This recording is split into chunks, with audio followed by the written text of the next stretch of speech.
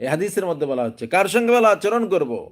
রাসূলকে জিজ্ঞাসা করা হলো, ইয়া রাসূলুল্লাহ সাল্লাল্লাহু আলাইহি সাল্লাম, আমরা কার সঙ্গে সবচাইতে বেশি সৌজন্যমূলক আচরণ, ভালো আচরণ করব? বুঝতে পারলেন? তখন তখন আল্লাহ রাসূল সাল্লাল্লাহু আলাইহি সাল্লাম বললেন, তোমার মা। কি বলল? তোমার মা। আবার জিজ্ঞাসা করা হলো, এরপরে কে? আবার বললেন, তোমার মা। আবার বলা হলো, এরপরে আমি কার সঙ্গে ভালো ব্যবহার করব? রাসূল আকরাম সাল্লাল্লাহু আলাইহি সাল্লামকে বলা হলো।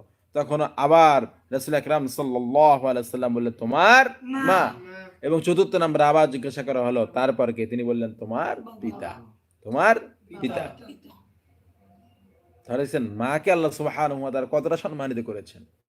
তিনবার আল্লাহ সুবহানাহু ওয়া তাআলা মায়ের কথা বলেছেন, কারণ মা অনেক কষ্ট করে একটা সন্তানকে লালন পালন করে।